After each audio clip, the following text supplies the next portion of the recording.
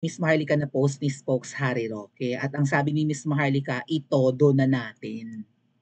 And ito yung shinare niyang post. Sabi ko, ano yung ito todo? At ano yung meaning? So medyo cryptic yung post ni Spokes Harry Roque, mga tet kuya. Ano kayang ibig ipahiwatig? Okay?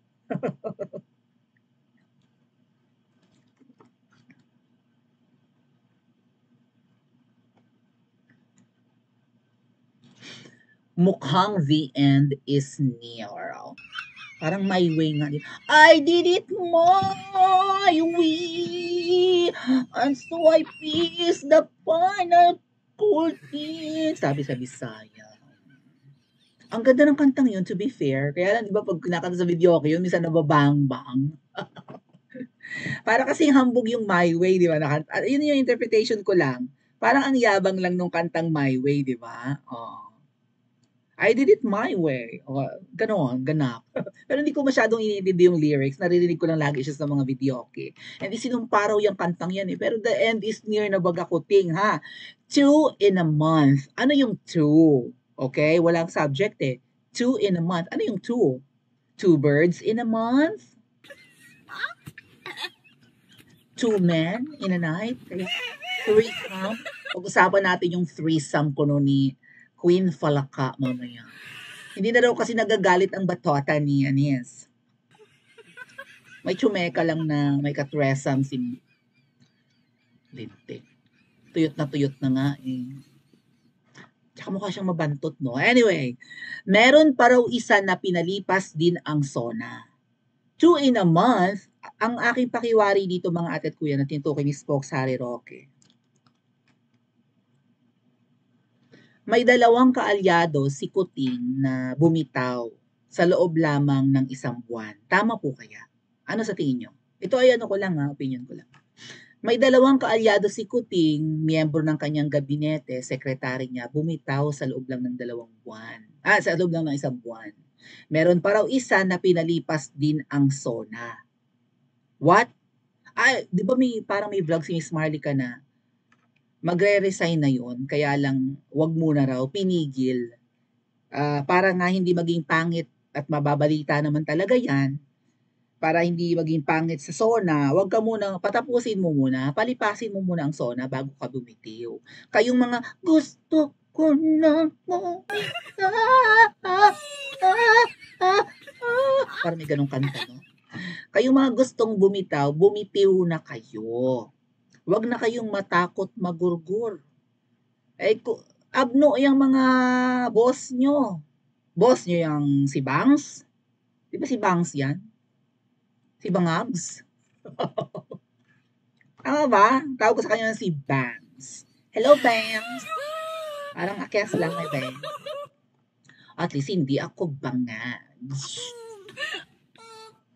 Hello, Bangs! Bangag yung amo nyo. Worse, yung isa, yung impacta, yung malaki ang tiyan na nangaagaw ng kopita, hindi nyo yan, boss. Bakit kayo lahat takot dyan? Takot kayo mapandilata ng mata?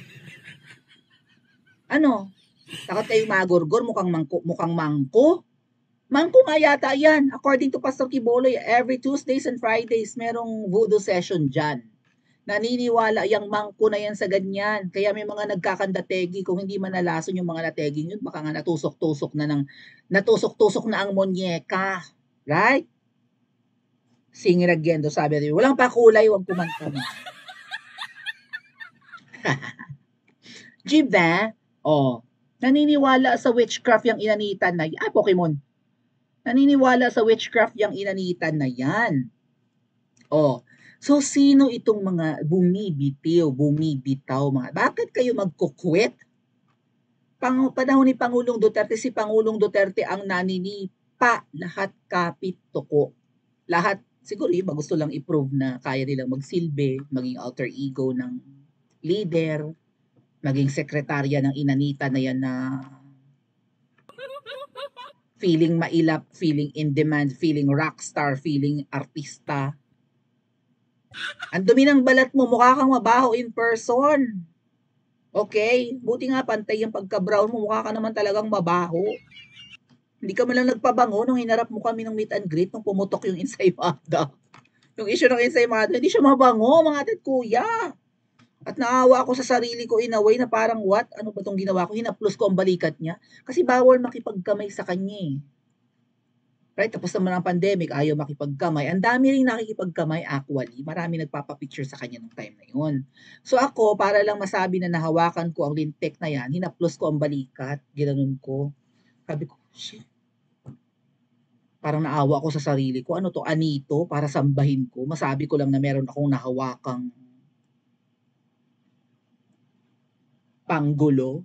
Panggulo? Pangulo ba yan? Panggulo yan eh. Oh.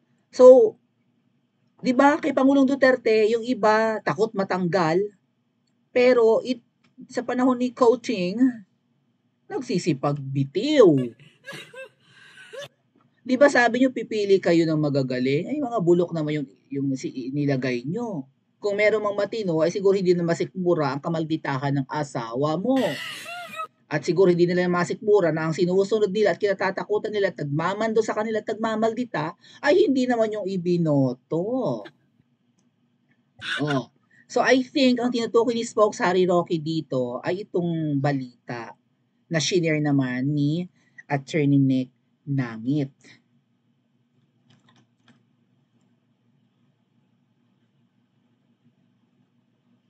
Breaking! DTI or Department of Trade and Industry, is that right? Ba't ba ako nagtatanong? I think DTI kasi is the Department of Trade and Industry. Yun na yun. Department of Trade and Industry Secretary Alfredo Pascual has resigned from his post, says Kamangyang. According to the Presidential Communications Office, or doon kay Amoy Kolog, Pascual resigned to transition back to the private sector. Ayoko na in public, no? Mag-ano na lang ako, mag-wellness thingy, wellness leave, and then, yeah.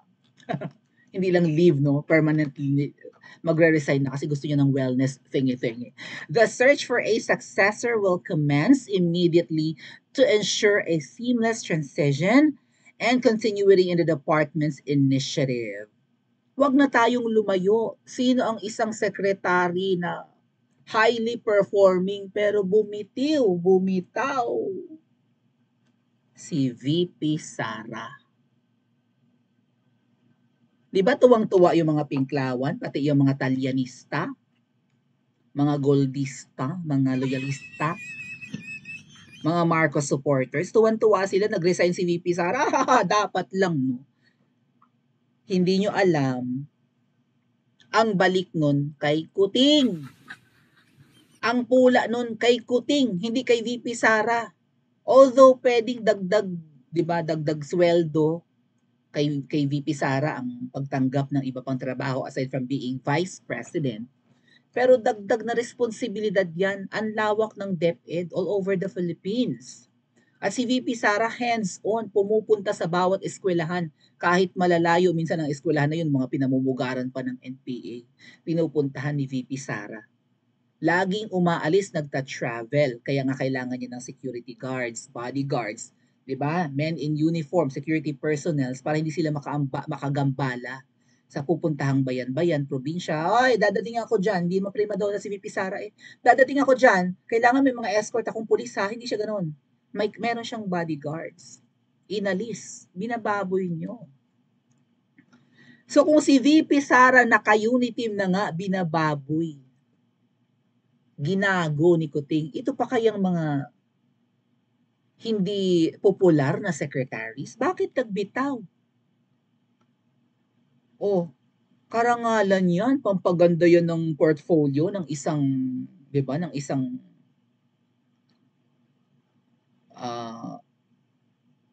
tao, public figure, ng isang kahit sino man. Pampaganda yan ng portfolio mo. Pampaganda yan ng work experience mo. You worked in public. Hindi naman ganun kalaki ang sweldo sa public, pero it's a noble job. Parang pagtuturo. Parang kami mga teachers, tina-target namin ang public. Sabi, mas malaki nga kasi ang public kaysa sa private. Yun ang nakakalungkot. Pero karangalan kasing magsilbi ka. no? Maging opisyalis ka na, 'di ba? Pagsilbihan mo ang public, ang boss ng mga nasa gobyerno ay ang mga Pilipino. Oh. You worked in the government, plus 5 points, plus pogi points, plus ganda points yun. Sa record mo, sa work experience mo and whatnot. Bakit ka bumitiw? Bakit ka nag-resign? Anong meron? Incompetent ka ba? Hindi mo ba kaya ang trabaho? Right? Naliliitan ka ba sa sweldo o may hindi ka masikmura? Or may mga demand, yung butod na yun na kailangan you can deliver. If you can't deliver, somebody else could. Kaya naligwak si VP Sara, baka she doesn't want to deliver. She didn't want to. Bakit ako mag-deliver sa iyong inanitan kang butod ka? Ang laki ng pera sa DepEd, mga tatkuya, nasabi ko nga sa inyo. Among the departments, ang DepEd ang may pinakamalaking budget taon-taon. Dahil pinag-iigi ang edukasyon ng Pilipinas para hindi tayo maging mangmang at ang mga susunod na salinlahi para maganda ang quality ng education sa Pilipinas at libre. Kaya yan, mas malaki ang budget ng DepEd kaysa DILG, DSWD, DOH. DepEd ang nagkakamal ng halos 1 trilyon taon-taon. Nilet go ni VP Sara. Tuwan-tuwa sila, tuwan-tuwa ang Pinklawan. Akala nyo, hahabol si VP Sara sa ganyan. Pagod ng katawan ang inaabot ni VP Sara at may banta pa sa buhay niya. Bakit nag-quit ito?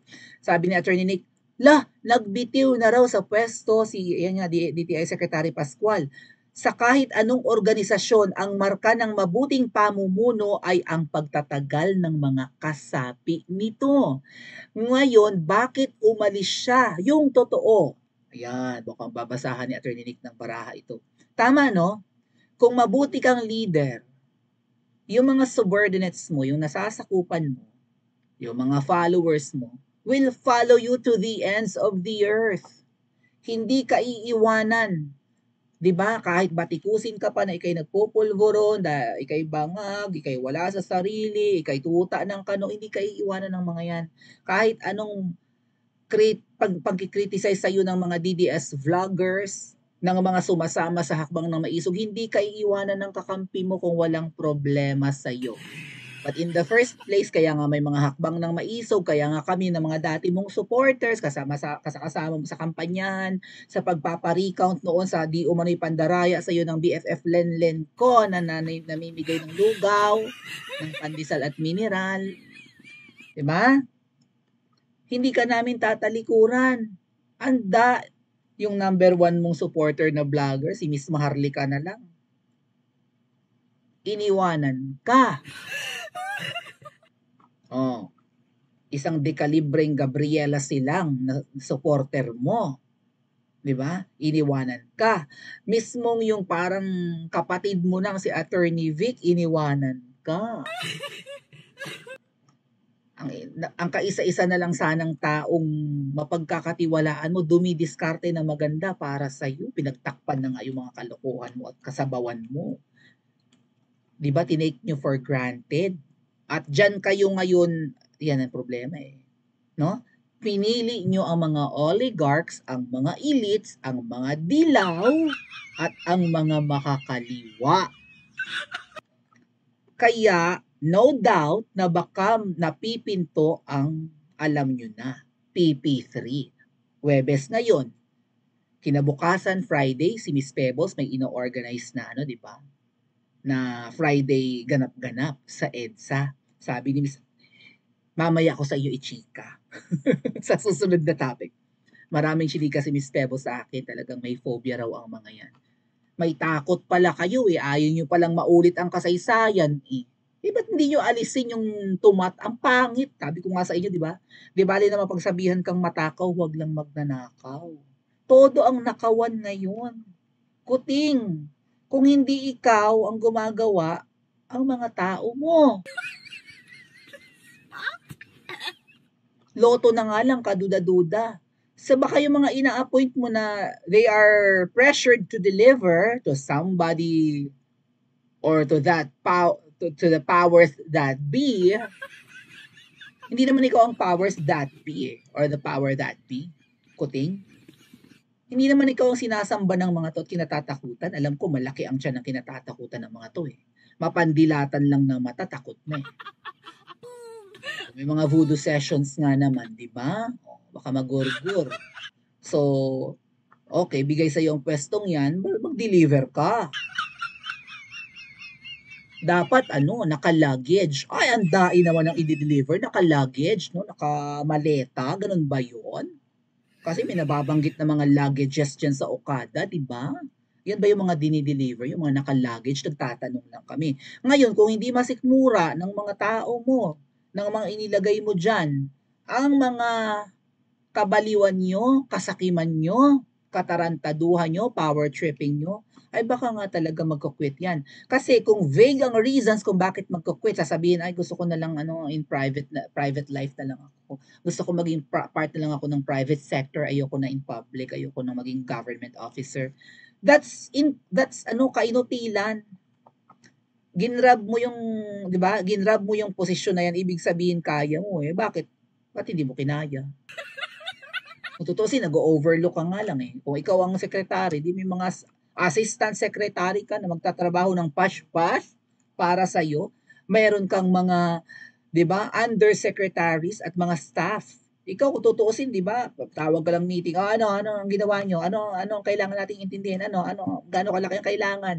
Ganun ka lang being the Secretary of Kuting. Dahil para ka rin presidente sa kung saang departamento ka nilagay. Bakit sila bumibitiw?